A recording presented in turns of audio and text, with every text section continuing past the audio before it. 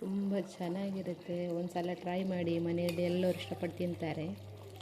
ದಿನ ಒಂದೇ ಥರ ಮಾಡಿ ಬೇಜಾರಾಗಿರುತ್ತಲ್ವ, ಈ ಥರ ಒಂದು ಸಲ ಮಾಡ್ಕೊಂಡು ತಿನ್ನಿ, ತುಂಬಾ ಚೆನ್ನಾಗಿರುತ್ತೆ ನೋಡಿ. ಈಗ ಇದನ್ನು ಮ್ಯಾಗ್ನೇಟ್ ಮಾಡಿ ಇಡೋಣ.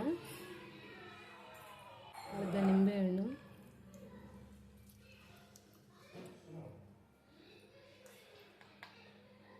ರುಚಿಗೆ ತಕ್ಕಷ್ಟು ಉಪ್ಪು,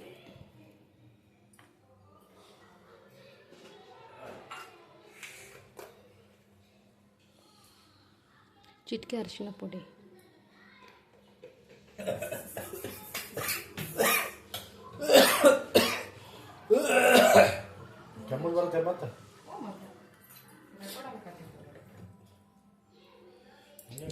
ಇದನ್ನ ಈ ಮಿಕ್ಸ್ ಮಾಡಿ ಮ್ಯಾಗ್ನೇಟ್ ಮಾಡಿ ಇಡೋಣ.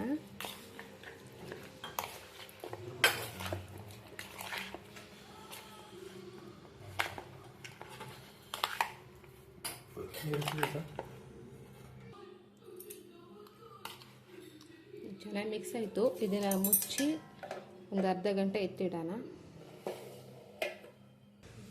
ಈಗ ರುಬ್ಬಕ್ಕೆ ಬೇಕಾಗಿರುವಂಥ ಮಸಾಲ: ಬೆಳ್ಳುಳ್ಳಿ, 1 ಇಂಚು ಶುಂಠಿ, ಒಂದು 5 ಮೆಣಸಿನ್ಕಾಯಿ, ಖಾರಕ್ಕೆ ತಕ್ಕಂತೆ, ಇದು ಖಾರ ಜಾಸ್ತಿ ಇಲ್ಲ ಹಾಗೆ, ಕೊತ್ತಂಬರಿ ಸೊಪ್ಪು ಮತ್ತು ಪುದೀನ ಸೊಪ್ಪು ಎರಡೂ ಅಷ್ಟೇ ತೊಗೋಬೇಕು. ಇದು ಗ್ರೀನ್ ಚಿಕನ್ ಅಲ್ವಾ, ಹಾಗಾಗಿ ಇದು ಜಾಸ್ತಿ ಇರಬೇಕು. ಮತ್ತು ಕಾಳು ಮೆಣಸು ಇದನ್ನೆಲ್ಲ, ಮತ್ತು ಒಂದು ಹೆಚ್ಚಿದ ಈರುಳ್ಳಿ,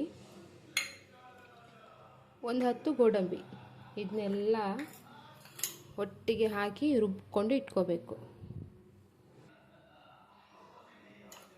ಈಗ ಇದನ್ನೆಲ್ಲ ಹಾಕ್ಕೊಂಡು ರುಬ್ಕೊಳ್ಳೋಣ.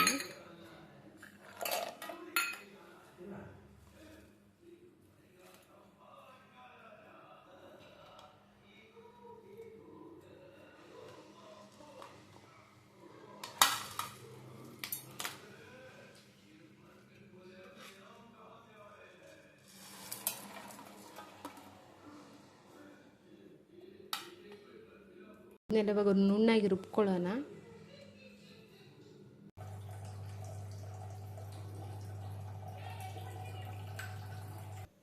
ಈರುಳ್ಳಿ ಹಾಕೊಳ್ಳೋಣ.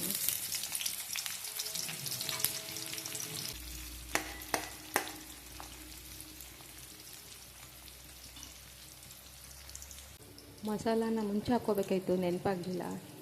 ಇದನ್ನೆಲ್ಲ ಹಾಕ್ಕೊಳ್ಳಿ.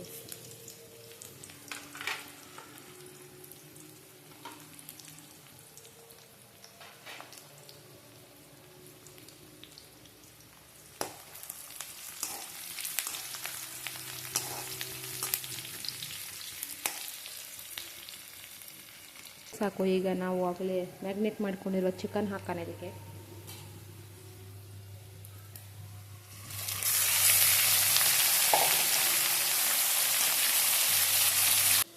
ಐದು ನಿಮಿಷ ಚೆನ್ನಾಗಿ ಬೇಯಲಿ ಇದು.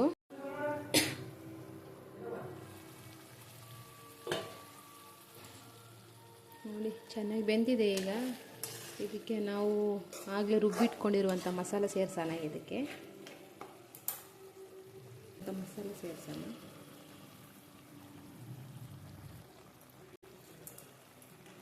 ಚೆನ್ನಾಗಿ ಮಿಕ್ಸ್ ಮಾಡ್ಕೊಳ್ಳೋಣ ಎಲ್ಲ.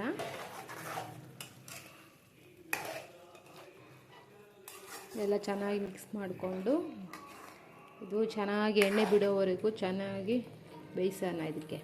ಯಾಕಂದರೆ ಇದೆಲ್ಲ ಹಸಿ ಮಸಾಲ ಅಲ್ವಾ, ಹಸಿ ಸ್ಮೆಲ್ ಬರ್ತಾ ಇರುತ್ತೆ. ಚೆನ್ನಾಗಿ ಬೆಂದ ಮೇಲೆ ಚೆನ್ನಾಗಿ ಇರುತ್ತೆ. ಮುಚ್ಚಿ ಒಂದು 5 ನಿಮಿಷ ಚೆನ್ನಾಗಿ ಬೇಯಿಸೋಣ.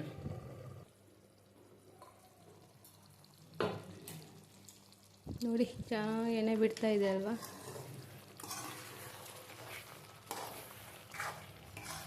ಇದನ್ನು ಚೆನ್ನಾಗಿ ಕುದಿಬೇಕು. ಈಗ ಇದಕ್ಕೆ ನಾನು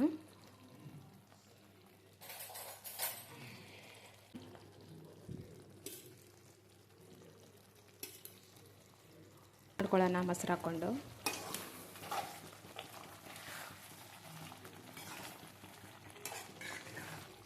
ಮತ್ತೆ ಮುಚ್ಚಿ ಇನ್ನೂ ಸ್ವಲ್ಪ ಹೊತ್ತು ಬೇಯಿಸೋಣ ಇದನ್ನು. ಎಲ್ಲ ರೆಡಿ ಆಯ್ತು. ಇವಾಗ ತುಂಬ ಚೆನ್ನಾಗಿರುತ್ತೆ. ಒಂದು ಸಲ ಟ್ರೈ ಮಾಡಿ, ಮನೆಯಲ್ಲಿ ಎಲ್ಲರೂ ಇಷ್ಟಪಟ್ಟು ತಿಂತಾರೆ. ದಿನ ಒಂದೇ ಥರ ಮಾಡಿ ಬೇಜಾರಾಗಿರುತ್ತಲ್ವ, ಈ ಥರ ಒಂದು ಸಲ ಮಾಡ್ಕೊಂಡು ತಿನ್ನಿ, ತುಂಬಾ ಚೆನ್ನಾಗಿರುತ್ತೆ ನೋಡಿ. ಎಷ್ಟು ಒಳ್ಳೆ ಗ್ರೇವಿ ಬಂದಿದೆ ಅಂತ. ಸೂಪರಾಗಿದೆ.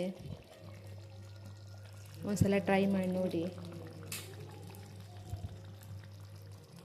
ಈಗ ಇದನ್ನು ಆಫ್ ಮಾಡ್ಕೊಳ್ಳೋಣ. ನಾ ಮಾಡಿರೋ ಗ್ರೇವಿ ಇಷ್ಟ ಆದರೆ ಲೈಕ್ ಆ್ಯಂಡ್ ಸಬ್ಸ್ಕ್ರೈಬ್ ಮಾಡಿ.